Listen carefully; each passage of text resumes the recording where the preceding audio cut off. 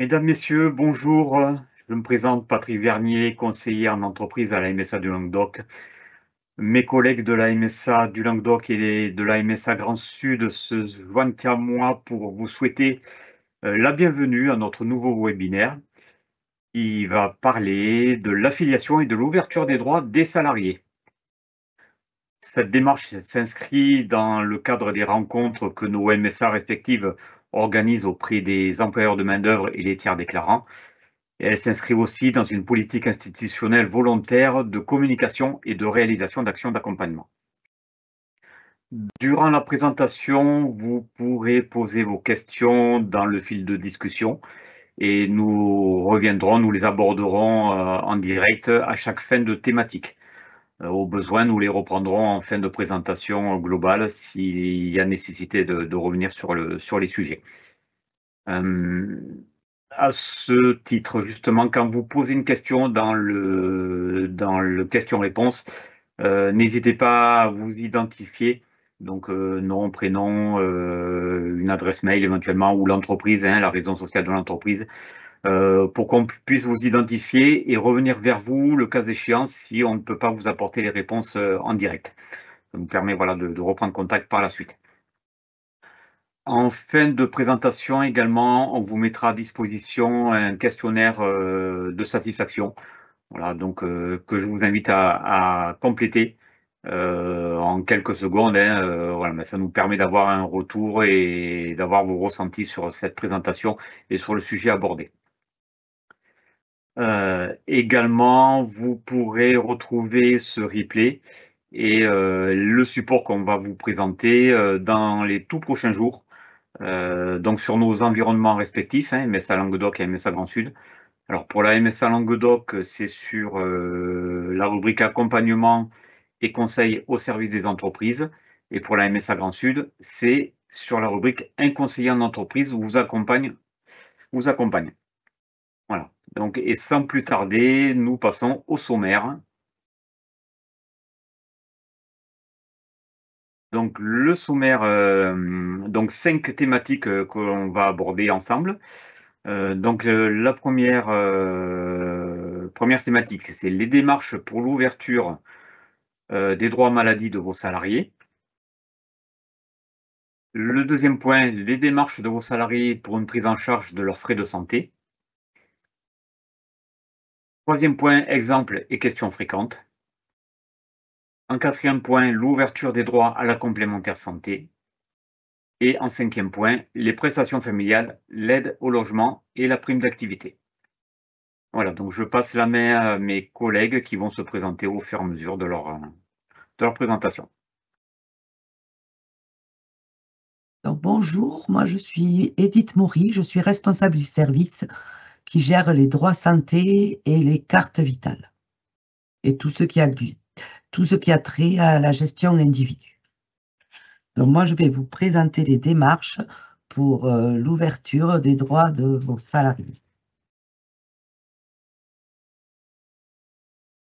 Donc en premier lieu, l'article L160 du Code de la sécurité sociale précise que toute personne travaillant ou résidant de manière stable et régulière en France bénéficie en cas de maladie et de maternité de la prise en charge de ses frais de santé. Donc, depuis le 1er janvier 2016, la PUMA, c'est-à-dire la protection universelle maladie, garantit à toute personne qui exerce une activité professionnelle ou qui réside en France de façon stable et régulière un droit illimité à la prise en charge de ses frais de santé. Donc, la PUMA permet la prise en charge des frais de santé de 2 catégories d'assurés. C'est la personne qui travaille et qui a des droits ouverts dès le premier jour d'exercice de l'activité professionnelle. Dans ce cas, on parle d'affiliation à la PUMA sur critères professionnels. Et ensuite, il y a la personne qui réside en France de manière stable et régulière. Et là, on parle d'affiliation à la PUMA sur critères de résidence. Donc, tout d'abord, il faut déclarer l'embauche de votre salarié via la déclaration préalable à l'embauche, la DPAE. Donc, dans l'idéal, au plus tôt dans les 8 jours précédant la date prévisible d'embauche et au plus tard dans les instants qui précèdent l'embauche. Une bonne pratique que l'on tient à vous donner, c'est avoir un point de vigilance pour les CDD, notamment sur les dates de fin de contrat, qui est bien à renseigner sans positionner, bien sûr, une date fictive. Donc, à quelle caisse vous devez adresser votre DPAE? En fait, les salariés agricoles sont déclarés et affiliés à la caisse de MSA de leur lieu de travail effectif. Donc, la caisse sera compétente pour la gestion des droits maladie et accidents de travail. Donc, pensez bien à adresser vos DPAE à la caisse de MSA du lieu du travail du salarié. Et si votre entreprise est dans le dispositif LUCA, c'est-à-dire lieu unique de cotisation des employeurs agricoles, la règle est identique. La caisse de gestion, c'est celle du lieu de travail du salarié, et donc la caisse d'affiliation.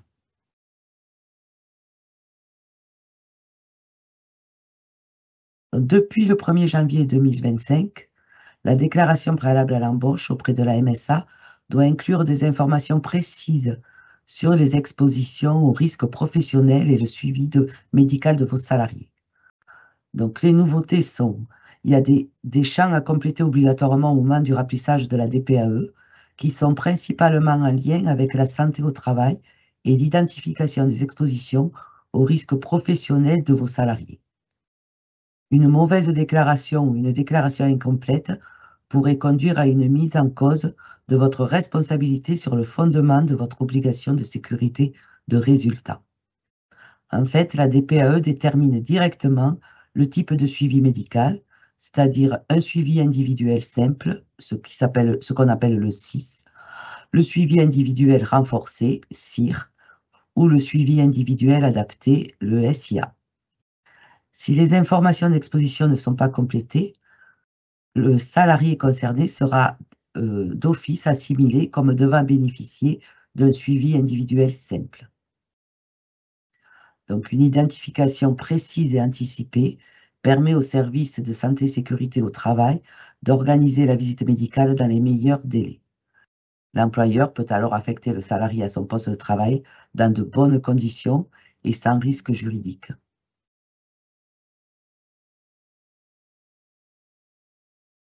Donc, selon l'effectif de votre entreprise, déposez votre DSN mensuel au plus tard le 5 ou le 15 du mois qui suit la période de paie déclarée. Donc, une bonne pratique, c'est penser à informer votre salarié que la caisse MSA gestionnaire de ses droits maladie, c'est la caisse de son lieu de travail.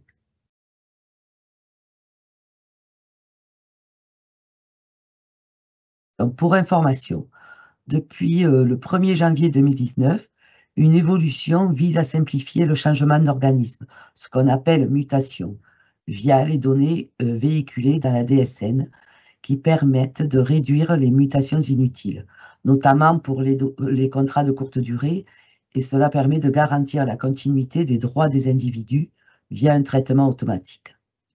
Le délai de gestion moyen est de 2 mois environ, à compter de la date de début de la nouvelle activité du salarié. En fait, en cas de changement de régime ou de MSA d'un salarié, la mutation du dossier pour ses droits santé est donc automatique, mais pas immédiate. Cependant, dès la signature du contrat de travail, l'assuré est couvert par le régime en cas d'accident de travail ou de maladie professionnelle. Donc, pour rappel, les conditions cumulatives de mutation automatique via la DSN sont les suivantes. En fait, le salarié doit débuter une activité de salarié agricole. Si c'est un CDI, s'il a un CDI de supérieur à 100 heures par mois, ou s'il s'agit d'un CDD supérieur à 6 mois et supérieur à 100 heures par mois. Dans ce cas, la mutation est automatique. Par contre, le salarié qui débute une activité de salarié agricole, mais qui est dans les situations suivantes, soit c'est un CDD inférieur à 6 mois, soit c'est un CDD supérieur à 6 mois, mais inférieur à 100 heures par mois, soit c'est un CDI inférieur à 100 heures par mois. Dans ce cas, les assurés ne mutent pas vers le régime agricole et il en est de même pour les travailleurs saisonniers. En fait, il faut penser à informer votre salarié qu'il reste dans son régime d'affiliation, mais qu'il a la possibilité d'exercer son droit d'option en faveur de la MSA. Donc, il peut faire sa demande sur papier libre et l'adresser à la MSA. Et si la MSA reçoit une feuille de soins ou un arrêt de travail, après vérification du régime d'affiliation de l'assuré, elle envoie un courrier d'information au salarié et en fait, on l'invitera à transmettre les documents auprès de son organisme gestionnaire. Si le travailleur ou le saisonnier n'a pas de régime de protection sociale, donc la MSA prendra en charge l'affiliation à la PUMA sur présentation de documents d'état civil et d'identité.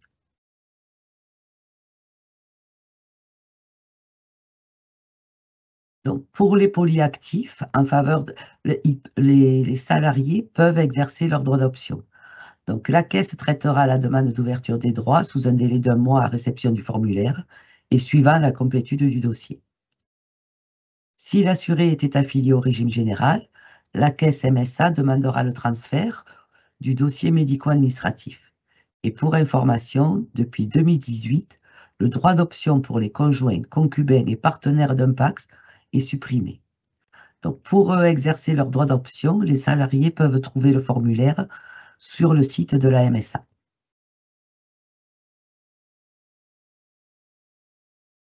Alors, il y a quelques particularités pour les salariés nés à l'étranger ou de nationalité étrangère. Donc, le salarié qui est né hors France métropolitaine doit fournir à sa MSA un acte de naissance avec filiation, c'est-à-dire le nom des parents, et un document d'identité afin d'obtenir un numéro de sécurité sociale certifié, ce qu'on appelle le NIR, et ainsi pouvoir obtenir sa carte vitale. Si la nationalité du salarié est différente de celle du pays de naissance, le salarié devra fournir en plus un acte de naissance avec des mentions marginales faisant état de l'acquisition de sa nationalité ou bien un certificat de nationalité. Par exemple, c'est un salarié de nationalité espagnole qui serait né au Brésil, par exemple. Donc à ce moment-là, il faudra qu'il donne un acte de naissance avec mention marginale. Et le salarié de nationalité hors UE doit fournir en plus un titre de séjour en cours de validité délivré par les autorités françaises pour permettre l'ouverture de ses droits. Un titre de séjour espagnol, par exemple, n'est pas valable pour l'ouverture des droits. Donc, maintenant, je vais laisser la parole à Stéphanie. Bonjour à tous, donc je suis Stéphanie Masson, je suis conseillère en entreprise sur la MRSA Grand Sud, donc je gère les départements de l'Aude et des Pyrénées-Orientales. Donc je vais vous parler de ce deuxième point qui est les démarches de vos salariés pour une prise en charge de leurs frais de santé. Donc par rapport à cette information, c'est l'ouverture des droits. Donc pendant le traitement, l'assuré va recevoir 2 courriers. D'abord un courrier de bienvenue qui l'informe de l'ouverture de ses droits et des pièces justificatives qu'il doit nous fournir pour que son dossier soit complet. On doit lui demander, notamment, on va le voir sur les pages suivantes, un relevé d'identité bancaire ou s'il souhaite rattacher ses enfants, ses ayants droit ou d'autres renseignements. Il recevra ensuite un deuxième courrier de confirmation où là, à ce moment-là et seulement à ce moment-là, il devra mettre à jour sa carte vitale pour une prise en charge de ses frais. Donc, en tant qu'employeur, les bonnes pratiques, on vous demande justement de communiquer auprès de vos salariés en les informant qu'ils vont recevoir ces 2 courriers et qu'il faut attendre le deuxième pour mettre à jour la carte vitale. Et aussi, on peut leur conseiller de créer leur espace privé sur le site internet de la MSA pour échanger avec la MSA, pouvoir déposer des documents, poser des questions, avoir une attestation, etc. Nous allons voir donc dans le détail ces 2 courriers.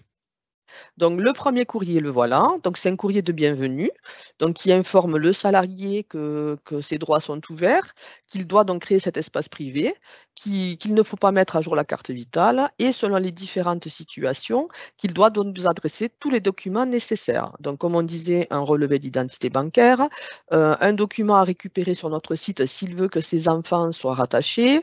On l'informe aussi que si il a une invalidité ou des dossiers médicaux, ça sera transféré de son ancien organisme chez nous. Et on lui dit aussi voilà, qu'il peut récupérer une attestation. Voilà. Le principal, donc je vous rappelle, à ce moment-là, ça serait qu'il envoie les documents qui sont utiles, notamment bon, voilà, le RIPS pour avoir les remboursements, et qu'il crée son espace privé. Il recevra ensuite, à réception de ces documents et du traitement de son dossier, un courrier de confirmation. Donc ça y est, il est affilié. Donc à ce moment-là, on lui dit, c'est maintenant que vous devez mettre à jour votre carte vitale. Et je vous rappelle, donc c'est important de la mettre à jour régulièrement, au moins une fois par an, et dès qu'il y a un changement, parce que c'est par là que passent les informations, et souvent des problèmes de remboursement ou autres sont dus au fait que cette carte vitale n'a pas été mise à jour. On l'invite aussi donc à avoir, s'il ne l'a pas fait, de sortir une attestation et d'informer, s'il le souhaite, sa complémentaire ou les prestations familiales de sa changement de situation. Voilà. Donc, maintenant, je vais laisser la place à mon collègue Patrick pour vous parler du troisième point. Merci Stéphanie. Donc, on va illustrer les propos qui ont été tenus jusqu'à présent avec deux exemples concrets, donc avec sous forme de tableau aussi, avec les différentes actions qui sont à réaliser par chacune des parties, hein, donc l'employeur, le salarié et la MSA. Voilà, avec une chronologie des actions et du déroulement, pour permettre effectivement l'ouverture des droits du salarié. Donc là, on part sur un exemple d'un salarié qui est au régime général et qui change de régime pour une affiliation auprès de la MSA. Pour une embauche ainsi entre le 16 du mois M et le 4 du mois M+1, la MSA traitera l'ouverture de droits santé à la fin du mois M+1, avec la DSN mensuelle afférente à cette période. Et l'ouverture des droits maladie ne sera effective qu'à compter du mois M+2. Donc concrètement, l'employeur déclare l'embauche entre le 9 juillet au plus tôt, puisqu'on est sur les 8 jours qui précèdent l'embauche réelle.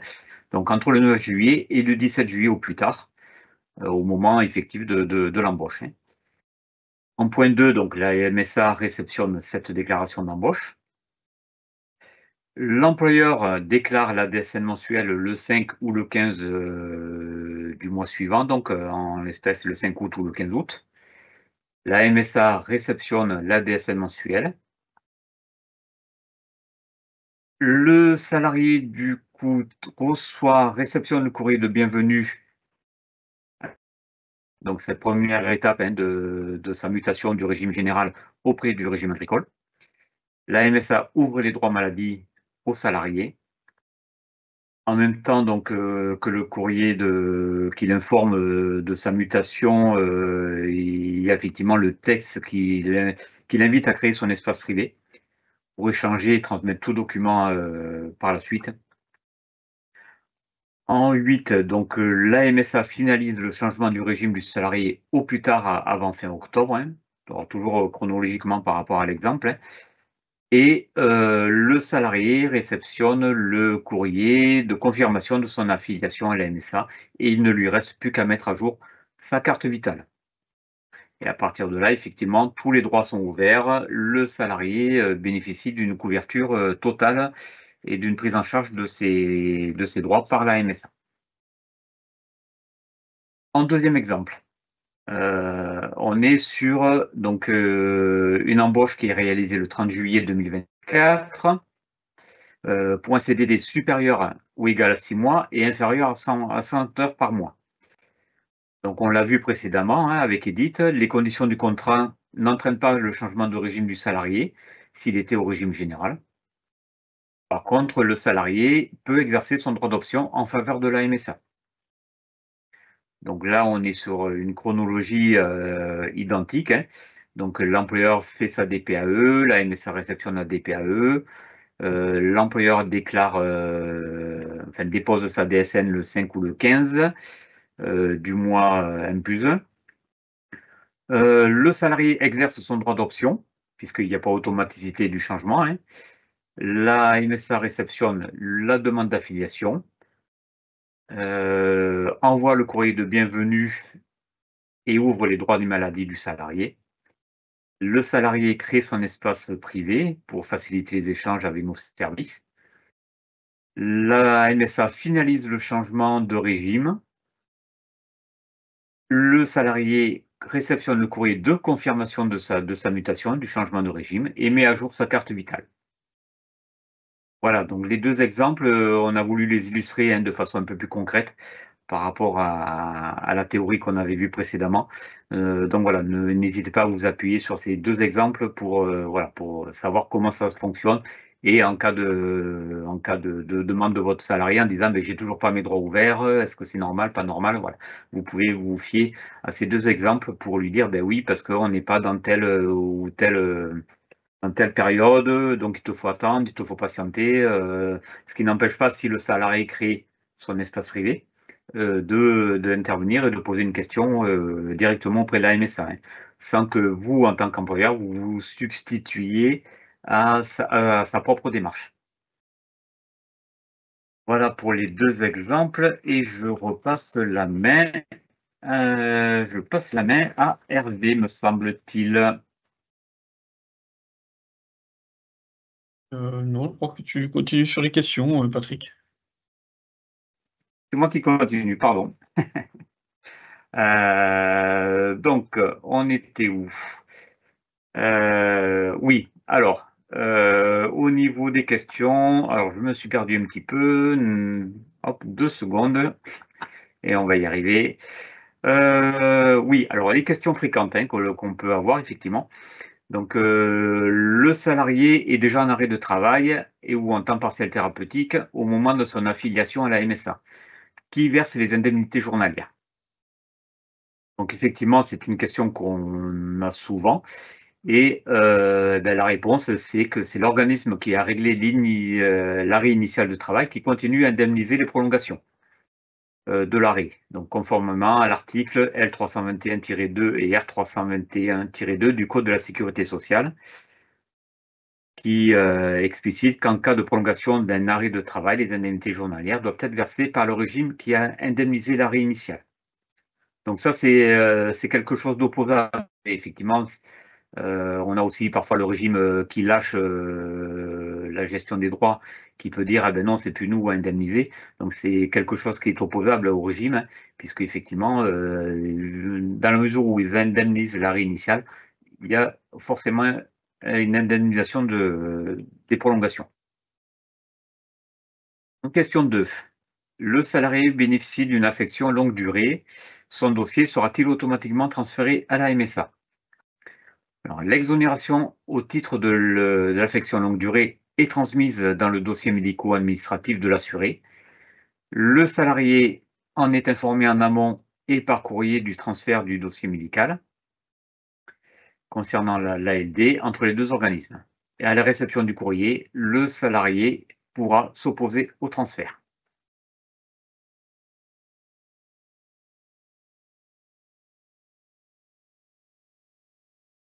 En question 3, le salarié ne perçoit pas le remboursement de ses frais de santé et pourtant ses droits sont bien ouverts. Donc, l'assuré, doit mettre à jour sa carte vitale dès réception du courrier de confirmation de son affiliation à la MSA. Donc on est vraiment sur les dernières étapes du processus comme on l'a vu dans les exemples.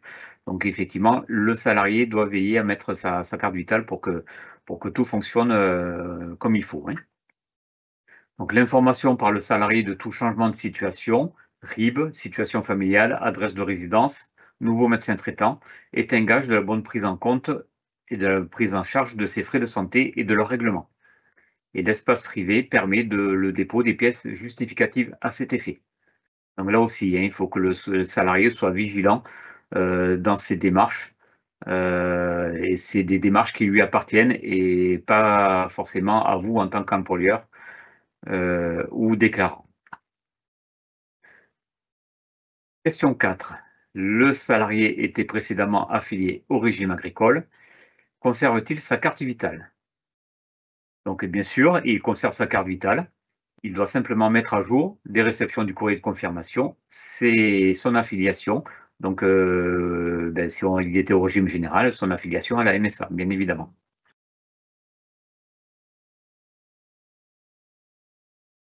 Voilà, donc là, ce coup-ci, je passe la main. Oui, merci Patrick. Donc, bonjour à tous. Donc, Hervé Garcia, je suis conseiller d'entreprise sur la MSA du Languedoc. Et donc, je travaille avec Patrick, qui est mon homologue, où nous accompagnons donc les employeurs sur les 3 départements de la MSA du Languedoc, à savoir Gard, Hérault et Lozère. Donc, avant d'avancer sur le contenu, je regarde, il n'y a pas de questions sur les premières parties, donc n'hésitez pas à nous poser les questions qui vous viendraient à l'esprit. Dans le fil de discussion, nous y répondrons en direct, hein. Voilà. Donc, nous allons aborder cette fois-ci donc les démarches à accomplir pour la complémentaire frais de soins. Donc, de façon récurrente, c'est une thématique qui pose pas mal qui soulève pas mal de questions et qui interroge pas mal les employeurs. Donc voilà, on va retranscrire un peu le cadre global de la complémentaire frais de soins et un petit peu que doit faire l'employeur et ou le salarié. Donc depuis 2016, donc, les employeurs du secteur privé ont l'obligation de couvrir leurs salariés en santé complémentaire et de prendre en charge au moins 50% de la cotisation afférente à cette couverture. Donc les garanties, naturellement, sont encadrées par la réglementation, hein, et le contrat collectif, donc le contrat d'entreprise, doit être responsable. Alors, les garanties complémentaires sont mises en œuvre par différents types d'accords. Il y a soit des accords collectifs de branche, ou à défaut, un accord collectif d'entreprise, ou à défaut, il peut y avoir un référendum ou une décision unilatérale de l'employeur. Donc, tous ces contrats, l'obligation est portée sur l'employeur qui doit se positionner par rapport à la situation sur un type de contrat. Alors, depuis 2014, les accords collectifs peuvent préconiser un organisme complémentaire. C'est en général l'organisme qui est choisi par les négociations entre les représentants de la profession et les organismes complémentaires. Toutefois, depuis 2014, il n'est pas obligatoire d'adhérer à cet accord collectif. Il y a un libre choix de signer auprès du partenaire que souhaite l'entreprise. Donc, par rapport à cela, quelle démarche doit réaliser l'employeur? Donc, la première des choses, et dans tous les cas, l'employeur doit se rapprocher de l'organisme de son choix pour souscrire un contrat. L'employeur doit donc affilier son entreprise, faire adhérer son entreprise auprès d'un organisme de complémentaire santé et à libre choix dans ce cadre-là.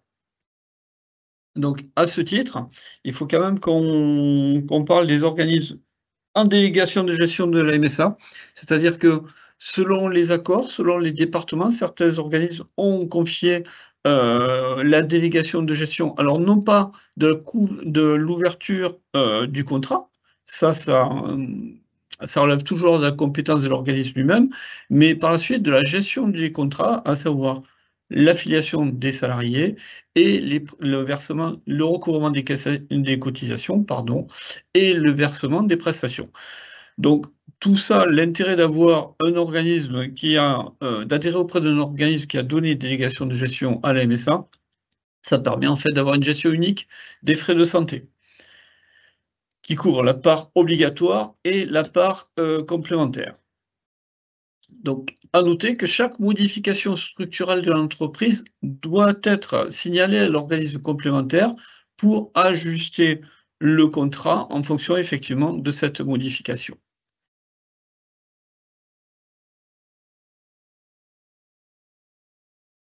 Alors, il y a une question dans le fil de discussion, on y reviendra un petit peu après, ça concerne l'affiliation sur les droits santé, on y reviendra après si vous voulez bien. Alors, l'ouverture des droits à la complémentaire santé, je reviens dessus. Donc, tout salarié doit être couvert en complémentaire frais de soins. Toutefois, il y a des cas de dispense. Donc, les salariés peuvent choisir de se dispenser du contrat mis en place dans l'entreprise. Donc, ce sont les cas de dispense. Par contre, il faut faire valoir cette dispense soit auprès de l'organisme complémentaire, soit auprès de la MSA, si la MSA est en délégation de gestion de cet organisme complémentaire. Donc, auquel cas, la dispense doit être déclarée directement sur la déclaration préalable à l'embauche, et ce, quel que soit le vecteur de la déclaration, que ce soit une DPAE ou que ce soit une DPAE réalisée par les outils TESA. Donc, une ouverture du droit systématique, sous réserve naturellement des accords, parce que certains accords, certains contrats prévoient un délai de carence par rapport à l'adhésion en complémentaire frais de soins, qui peut aller jusqu'à 3 mois. Et ça dépend des départements, des accords et de chaque complémentaire. Donc, on ne peut pas vous donner une date précise par rapport à cela dans le contexte. Donc, une ouverture systématique, sauf cas de dispense, avec des délais qui peuvent aller de l'ouverture au début de contrat, voire à 3 mois selon les contrats, et les cas de dispense qui doivent être produits, donc soit auprès de la complémentaire, de l'organisme complémentaire, soit auprès de la MSA via la DPAE, si la complémentaire a donné délégation de gestion à la MSA. Les ayants droit. J'ai envie de dire que ça dépend. Encore une fois, ça dépend du contrat de ce qui est prévu dans le contrat. Donc, si le contrat complémentaire d'entreprise le prévoit, donc le salarié peut ou doit couvrir ses ayants droit. Pour cela, il sera invité à le déclarer, donc soit à l'organisme complémentaire, soit à la MSA. Si ce n'est pas prévu par le contrat d'entreprise, donc là, c'est à l'assuré lui-même de faire la démarche auprès de l'organisme complémentaire. Donc, dans les bonnes pratiques, on tient à vous signaler donc comment les salariés peuvent bénéficier du remboursement des frais de santé de la part de la complémentaire. Donc, ils doivent, dans le cas où l'organisme complémentaire dépend de délégation de gestion auprès de la MSA, ils doivent envoyer à leur mutuelle une copie de leur attestation vitale de sécurité sociale, ainsi que leur RIB du compte sur lequel ils souhaitent que les remboursements soient effectués. Dans le cas où la complémentaire frais de soins a donné délégation de gestion à la MSA, les remboursements se feront automatiquement et en même temps que la part obligatoire versée par la MSA. Voilà en ce qui concerne la complémentaire. Donc, on pourra hélas pas aller plus loin. Pourquoi? Parce qu'il y a les conditions dépendent des accords, des départements et puis de chaque organisme. Donc, si vous avez plus de questions, n'hésitez pas, précises en tout cas par rapport à votre entreprise, n'hésitez pas à nous solliciter, que ce soit dans le fil de discussion ou directement auprès de la caisse par votre espace privé. Voilà pour cette partie complémentaire. On peut faire un point peut-être sur les questions dans le fil de discussion, s'il y a des questions qui sont... Alors, oui, une question sur le cas d'affiliation à un organisme pour lequel la MSA est en délégation de gestion. Question, faut-il transmettre le bulletin d'adhésion à la MSA? Alors, non, dans ce cas-là, le bulletin d'adhésion doit être transmis. Alors, l'adhésion de l'entreprise, l'adhésion de l'entreprise doit être transmise directement à l'organisme. Et c'est l'organisme qui en informe la MSA par ce qu'on appelle les flux informatiques. Et c'est d'ailleurs dans ce cadre-là, dans le cadre de ces flux, que la MSA va mettre à votre disposition pour paramétrer vos logiciels la fiche de paramétrage. Donc, si on est en délégation de gestion, l'entreprise signe avec le partenaire qui informe la MSA. La MSA, dans un premier temps, met à votre disposition la fiche de paramétrage pour paramétrer vos DSN. Et la MSA, ensuite, s'occupe de l'affiliation des salariés directement, donc selon s'il y a carence ou pas par rapport aux accords. Et s'occupe également de payer les droits dans le cadre de la complémentaire frais de soins. Donc ça, c'est véritablement le cas où il y a délégation de gestion, donc toujours un lien direct avec l'organisme de prévoyance pour l'adhésion de l'entreprise, pour l'affiliation de l'entreprise, et par la suite, c'est la MSA donc, qui gère l'ensemble des contrats des salariés. À quelques exceptions près, comme on vient de le voir dans les bonnes pratiques, en ce qui concerne donc la couverture des ayants droit, où là, effectivement, ça peut dépendre des accords et des contrats.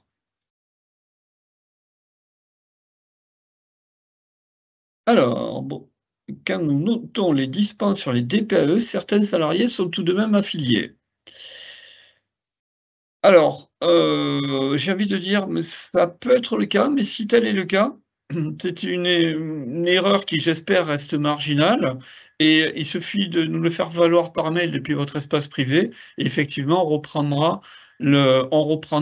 la situation, il n'y a aucun problème. Alors, la seule difficulté, c'est si on s'en aperçoit tardivement, il ne faudrait pas qu'entre-temps, il y ait des remboursements qui soient faits auprès de l'assuré, auquel cas, on risque de mettre en recouvrement un indu. Donc là, si le salarié vous le signale, dites-le nous le plus vite possible, on vérifiera les informations de votre DPAE, effectivement, nous redresserons la situation. Voilà pour les questions. Alors, une entreprise qui nous dit qu'elle va embaucher un salarié, il est affilié à la MSA Provence-Azur, devons-nous faire quelque chose en plus de la DPAE ou bien le basculement sur la MSA Languedoc est automatique? Donc ça va reprendre le schéma que nous avons vu tout à l'heure. En fait, vous allez faire la déclaration préalable à l'embauche auprès de la MSA Languedoc, qui est le lieu de travail du salarié, et le transfert de la MSA Provence-Azur vers la MSA Languedoc se fera automatiquement à la vue du contrat de travail et de la DSN que vous déposerez. Donc, comme on l'a indiqué tout à l'heure, le transfert prendra probablement une paire de mois, le temps qu'on réceptionne, la première déclaration préalable à l'embauche, où nous aurons toutes les informations concernant le contrat de travail, à savoir CDD, CDI, le rapport au 100 heures par mois et le délai de 6 mois pour ouvrir les droits. Et si les conditions sont requises, effectivement, la bascule sera automatique. Mais prendra environ 2 mois.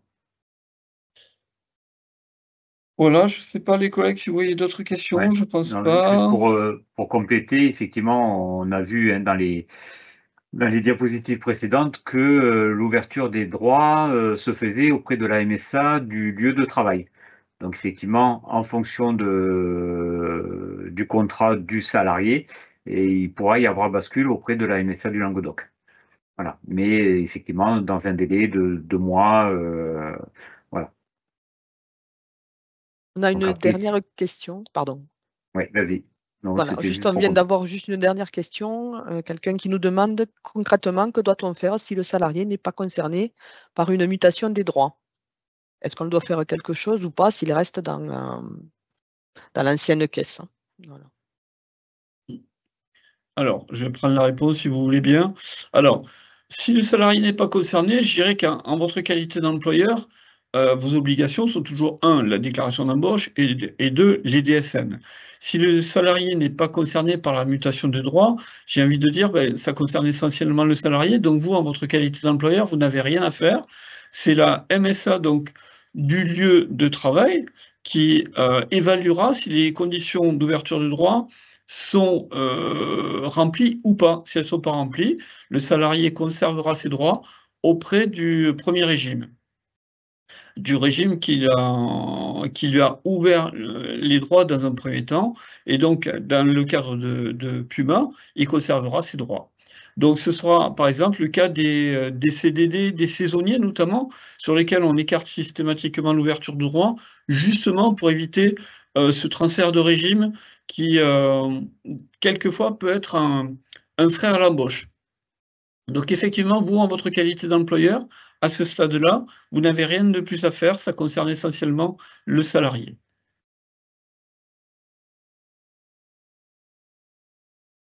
Voilà, je pense qu'on en arrive au terme. Non, il y a encore quelques Il questions. y a encore une question. En cas de dispense, faut-il envoyer un justificatif? Alors, je vais reprendre effectivement la réponse que je vous ai faite. La dispense, si c'est un contrat qui est en délégation de gestion auprès de la MSA, non, vous n'avez pas de justificatif à nous transmettre. La dispense doit être effectuée sur la déclaration préalable à l'embauche. Vous avez une case prévue à cet effet dans le déroulé de la déclaration sur le service en ligne, que ce soit la déclaration préalable à l'embauche sur le service en ligne, que ce soit en EDI, donc en transfert de fichiers, ou que ce soit sur le TESA. Donc, pensez bien à le faire à ce moment-là. Si toutefois, vous avez un cas de dispense que vous n'avez pas signalé la déclaration d'embauche, là, oui, effectivement, il faudra nous le signaler. Le plus simple, c'est de faire un message depuis votre espace privé, hein. Donc ça, c'est le cas où le contrat est en délégation de gestion MSA. Si le contrat n'est pas en délégation de gestion MSA, effectivement, là, vous devrez le signaler directement auprès du partenaire qui assure la gestion du contrat.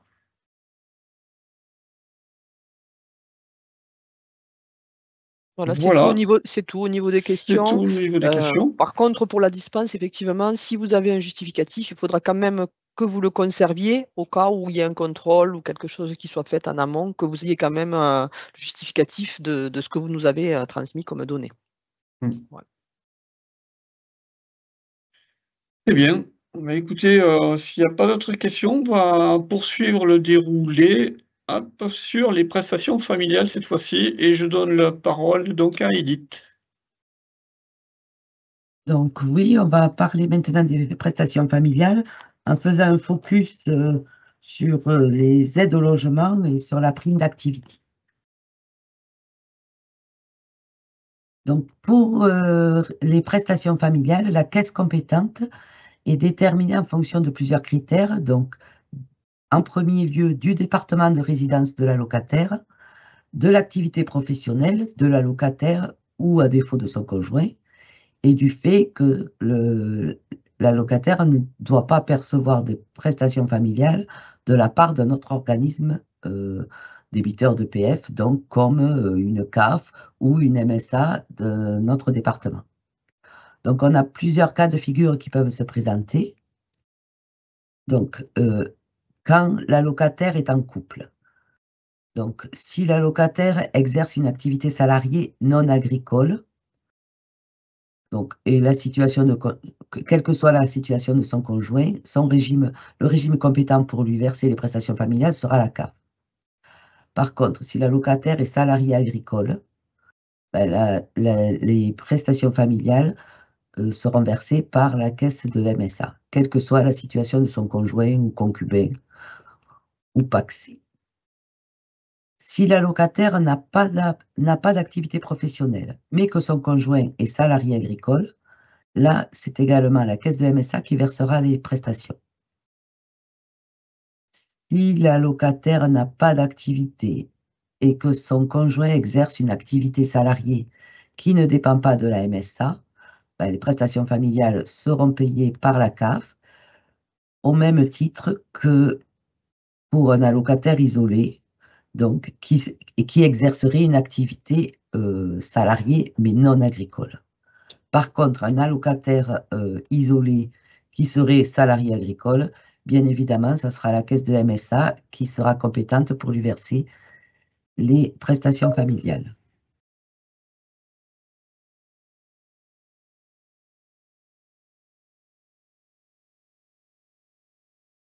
Donc, l'avantage de la MSA, c'est d'être guichet unique. Donc, nous conseillerons à vos salariés de confier évidemment la gestion du versement de leurs prestations familiales et de logement à la MSA. Ainsi, ils auraient les droits santé ouverts en MSA ainsi que leurs droits aux prestations familiales. Donc, comment faut-il que l'assuré fasse pour pour que son dossier soit pris en charge par la MSA? En fait, l'assuré doit utiliser le service en ligne pour envoyer un message en disant ben, « Je suis maintenant salarié agricole depuis telle date, je suis allocataire de la CAF et je souhaite transférer mon dossier vers la MSA. » Donc, à ce moment-là, ben, la MSA demandera la mutation auprès de la CAF compétente. Il faut savoir que dans le cadre d'une mutation, aucun droit n'est perdu. Le versement des prestations familiales donc, incombe au régime antérieur jusqu'à la date de régularisation antérieure. Et en fait, la MSA prendra le relais dès la date de fin de droit auprès de l'ancien organisme. Une petite précision, c'est que l'allocataire doit signaler tout changement de situation qu'elle soit professionnelle ou familiale, à sa caisse d'affiliation. Donc, évidemment, c'est mieux si privilégie l'utilisation du service en ligne, donc déclaration d'un changement de situation qui est disponible sur son espace privé. Donc, sur l'aide au logement, elle est attribuée par la caisse compétente. Donc, il y a 3 aides qui se distinguent. Donc, l'APL, c'est l'aide personnalisée au logement, que l'on verse pour les logements qui sont conventionnés. L'ALS, c'est l'allocation de logement social qui est versée donc aux personnes isolées. Et l'allocation de logement à caractère familial qui est versée dès lors que il y a une famille, comme son nom l'indique. Donc, quelle démarche doit faire l'assuré? Donc, en fait, il doit faire sa demande d'aide au logement via son espace privé, en utilisant demander une aide au logement. À travers ce site, il a la possibilité de faire une simulation pour connaître éventuellement les droits auxquels il pourrait prétendre. Et si aucun accès à l'espace privé, donc dans ce cas-là, l'assuré doit remplir une demande d'aide au logement disponible sur le site MSA. Et l'assuré peut également solliciter un rendez-vous prestation auprès de la MSA dont il dépend, toujours depuis son espace privé. Un petit focus sur la prime d'activité. Donc la prime d'activité, elle est calculée sur la base d'une déclaration trimestrielle de ressources. Son montant varie en fonction de la composition du foyer. C'est un montant forfaitaire, ainsi évidemment que des ressources de chaque membre du foyer. Et cette prime, elle est versée mensuellement. Donc, les démarches qui doivent être effectuées, en fait, l'assuré doit faire sa demande via le service en ligne, donc disponible sur son espace privé. Donc, ça s'appelle prime d'activité, demande et déclaration trimestrielle. Mais il doit aussi renouveler ses droits tous les trimestres en envoyant la déclaration trimestrielle de ressources. Là aussi, il a la possibilité de faire une simulation pour connaître éventuellement ses droits.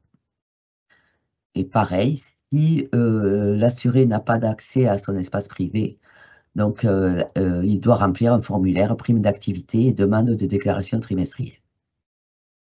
Important concernant les apprentis et les contrats de professionnalisation. Pour bénéficier de la prime d'activité, les apprentis et les personnes en contrat de professionnalisation doivent percevoir chaque mois une rémunération supérieure à 55% du SMIC. Environ, ce qui correspond environ, c'est le montant au 1er janvier 2024, donc il sera à revoir, donc, mais environ au 1er janvier 2024, ces assurés devaient percevoir 1 082 € minimum. Donc, pour les règles applicables selon le lieu de résidence et le lieu de travail, on peut dépendre de 2 caisses de gestion en même temps, puisque les prestations familiales sont gérées par la MSA du lieu de résidence et les prestations santé, comme je vous l'ai dit auparavant, sont prises en charge par la MSA du lieu de travail. Donc, si la personne travaille et réside dans le même département, là, ça sera plus simple. Une seule MSA gère à la fois les prestations familiales et les prestations de santé. Par contre, si la personne réside et travaille dans des départements distincts, 2 caisses de MSA peuvent être impliquées. Par exemple, un travailleur qui habite à Carcassonne, dans l'Aude, et qui travaille à Béziers, ce travailleur aura donc 2 caisses de gestion. Pour les prestations familiales, il dépendra de la MSA du lieu de résidence, donc il percevra ses prestations familiales, puisqu'il habite dans l'Aude, par la MSA Grand Sud. Par contre, comme son lieu de travail est dans l'Hérault, il aura ses droits ouverts pour la santé auprès de la MSA du Languedoc.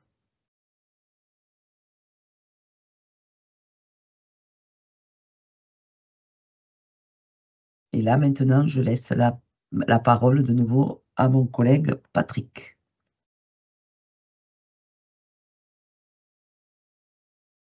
Alors, merci Edith. Du coup, on arrive sur la fin de ce webinaire, mais quelques informations préalables, et notamment tout ce qui est pour accéder aux communications hein, que l'on met sur nos sites respectifs ou sur le site national de la MSA. Donc, vous avez des informations sur je deviens salarié agricole et je rejoins la MSA. Donc ça, c'est des informations qui concernent directement le salarié agricole. Vous avez une rubrique santé aussi donc sur le site msa.fr. Vous avez également possibilité d'accéder au portail numérique des droits sociaux PNDS. Ai-je droit à un droit? Donc pour tout ce qui concerne les prestations familiales et annexes. Vous avez également le site mesdroitssociaux.gouv.fr qui permet de réaliser des simulations personnalisées sur les droits à 58 aides sociales. Le PNDS donc, a pour objectif de permettre à chaque personne de consulter ses droits aux prestations sociales, de simuler les prestations sociales auxquelles elle est susceptible d'avoir droit, de recevoir des organismes qui la gèrent des informations sur ses droits aux prestations sociales et d'engager des démarches auprès des organismes assurant la gestion de ces prestations sociales. Voilà, donc tout un panel de documentation, de sites qu'il ne faut pas hésiter à communiquer aux salariés pour qu'ils puissent voilà, faire le tour de leurs questions, aux besoins. De toute façon, la MSA également peut recevoir sur rendez-vous les salariés hein, pour des rendez-vous prestations. Donc là aussi, s'il y a un besoin de la part d'un de vos salariés, n'hésitez pas à le réorienter vers nos services et via son espace privé, il peut demander un rendez-vous prestation. Voilà, donc ça permet aussi d'être reçu par un agent d'accueil qui pourra faire le tour des sujets qu'il souhaiterait aborder. Donc alors il y a peut-être une question du coup aussi. Oui, Patrick, je vais reprendre la main sur les questions. Oui. On va revenir sur une question, effectivement, qui concerne la complémentaire frais de soins, donc question tout à fait primordiale, parce que ça correspond à une réalité de terrain.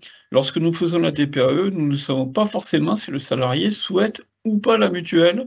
Comment faisons-nous?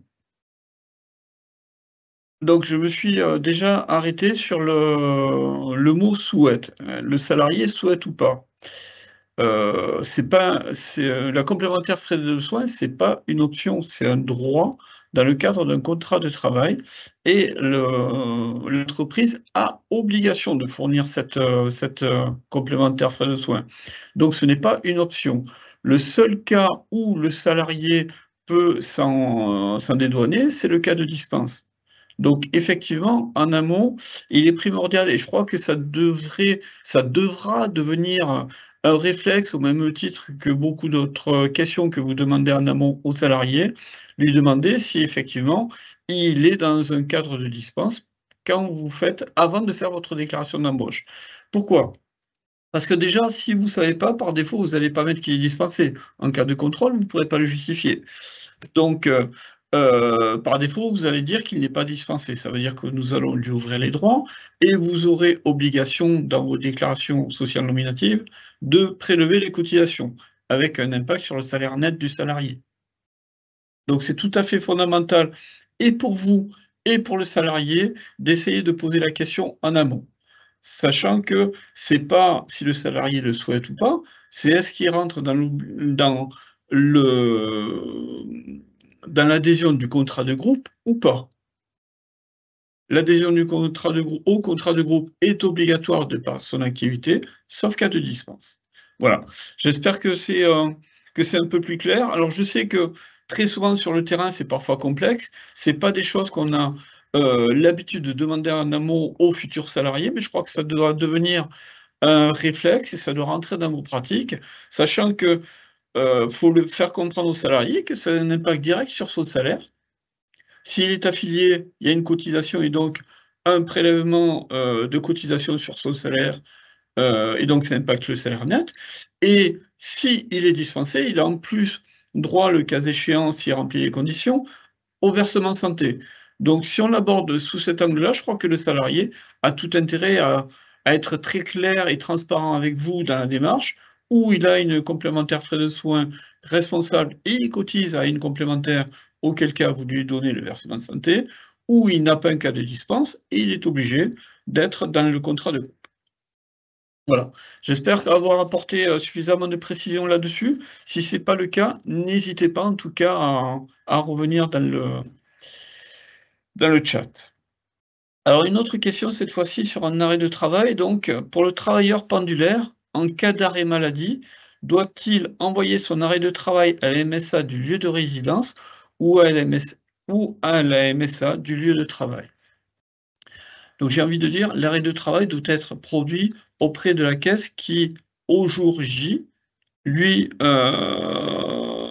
verse les droits. Je m'explique. Les droits, en principe, ils sont ouverts auprès du lieu, sur la caisse du lieu de travail. Toutefois, on l'a vu tout à l'heure, pour les gens qui sont en cours de mutation, les droits sont toujours servis, tant que la mutation n'a pas abouti, par le régime de provenance. Donc dans ce cas-là, effectivement, l'arrêt de travail sera payé et doit être fourni au régime de provenance. Ce n'est qu'une fois que les droits sont réellement ouverts que l'arrêt de travail doit être fourni à la MSA de destination, donc du lieu de travail. Voilà. En dehors de cela, dans tous les cas, c'est la MSA qui gère les droits santé, donc en principe, c'est la MSA du lieu de travail qui doit réceptionner les arrêts de travail. En ce qui vous concerne, vous, employeur, donc vous devez faire une DSN événementielle, arrêt de travail. Donc, de toute façon, ne vous inquiétez pas, les informations sont portées non pas par le lieu de travail, mais par le SIREN. Donc, à votre niveau, il ne devrait pas y avoir de difficultés en ce qui concerne les DSN, arrêt de travail, une DSN événementielle. Voilà, on fait rapidement le tour des questions. A priori, il n'y en a pas d'autres. Donc, avant d'aller vers la dernière thématique de la journée, qui est tout aussi importante que les autres, et les élections, donc je vais demander à Patrick de mettre en ligne donc dans le chat le questionnaire Forms, le questionnaire de satisfaction. Si vous pouvez prendre quelques secondes pour y répondre, c'est précieux pour nous, pour savoir, si on a répondu à un besoin, et deux, quelles sont vos attentes pour d'éventuelles autres interventions. Voilà. Mais avant de vous quitter, donc effectivement, il y a quand même une thématique d'actualité très forte pour notre régime. Naturellement, c'est les élections des délégués MSA qui approchent à grands pas. Alors, les élections de nos délégués, donc, on est le seul régime à avoir des délégués de terrain comme cela et à avoir la représentativité du terrain. Donc, effectivement, du 5 au 16 mai, les élections MSA vont se dérouler. Donc, tous les ressortissants du régime vont recevoir très prochainement un kit élection, donc pour les inviter à voter, soit par Internet, soit par courrier. Dans la mesure du possible, je vous inviterai à passer par une élection dématérialisée, bien sûr, hein. Alors, pourquoi on vote? Donc, qui sont les délégués MSA? Ben, ils sont élus par les adhérents de la MSA tous les 5 ans. Donc, la dernière élection remontée à 2020 était au mois de février. Cette fois-ci, ce sera au mois de mai. Et ils représentent et défendent les intérêts des ressortissants de la MSA auprès de la MSA et des décideurs publics. Alors, pourquoi ces élections sont importantes pour vos salariés? Ben, 3 points. Déjà, les délégués accompagnent, sont à l'écoute et font remonter les besoins des salariés. Ils peuvent les aider aux démarches, infos sur les prestations sociales, et ils font le lien avec la MSA. Donc pour nous, ce sont de véritables sentinelles. Alors, c'est bien souvent, effectivement, dans les cas de difficulté, ils peuvent détecter, faire le lien avec la MSA, et ça nous permet effectivement d'être alertés en amont de pas mal de difficultés pour mieux accompagner les salariés. Les délégués défendent les droits des salariés en matière de protection sociale et font remonter certaines notions, certaines motions auprès des pouvoirs publics. Et troisième fonction tout à fait importante, ils organisent des événements et participent à la solidarité partout en France et dans les territoires. Pour la MSA, c'est véritablement le maillage de proximité et c'est ce qui nous permet de couvrir le territoire dans sa totalité, ce qu'on ne pourrait pas faire effectivement sans ces délégués. Donc quelques exemples, hein, il y a eu des créations de micro-crèches qui ont été portées par les délégués. Il y a eu l'ouverture de résidences pour les personnes âgées MARPA qui ont été portées par les délégués en lien avec les différents organismes qui ont pu porter cela, notamment la MSA. Voilà. Donc pourquoi on vous en parle aujourd'hui, vous, employeurs? Parce que vous avez un rôle essentiel à jouer dans ces élections. Et on note l'importance du relais des dirigeants et des directions des ressources humaines des entreprises, que vous soyez une grosse entreprise, une TPE, PME, toute petite entreprise. Donc, vous êtes un interlocuteur privilégié de vos salariés et vous avez un rôle clé pour les informer et les inciter à voter. Donc, nous, MSA, nous comptons sur vous. Pourquoi? Donc, pour relayer les informations auprès de vos salariés, pour soutenir l'importance du vote et leur expliquer son impact direct sur leur quotidien, et pour les inciter donc à voter pour élire leurs représentants. Donc pour cela, on met des outils à votre disposition. Donc il y a un kit d'informations complet que vous pouvez, alors qu'on peut vous transmettre sur simple demande par mail ou dans le fil de discussion ou depuis votre espace privé. Donc ce sera des PowerPoint, des affiches, des textes pré-l'emploi, des bannières, des questions-réponses ou tout simplement des petits flyers que vous pouvez leur glisser soit sous forme dématérialisée ou avec le bulletin de salaire. Et on peut également réaliser des événements, si vous le souhaitez, au sein de votre entreprise pour faire la promotion donc, de ces élections et pour porter la bonne parole auprès des salariés de l'importance de ces élections et de tout ce que les délégués peuvent leur apporter. Voilà. Donc vous pouvez retrouver dès à présent hein, tous les documents que je viens de vous citer sur les élections 2025, donc sur le site institutionnel élections2025.msa.fr et surtout, n'hésitez pas à nous faire savoir si vous souhaitez que nous réalisions un événement ou si vous souhaitez obtenir le kit de communication des élections. Voilà, un dernier petit tour pour voir s'il y a apparemment il n'y a pas d'autres questions. Donc sauf autre question qui pourrait arriver de dernière minute, je donne la parole à Patrick pour le mot de conclusion. Oui, le mot de la fin, effectivement. Donc, nous sommes arrivés au terme de cette présentation qui, j'espère, vous a apporté éventuellement des réponses ou des confirmations à ce que vous pensiez et ce que vous faisiez.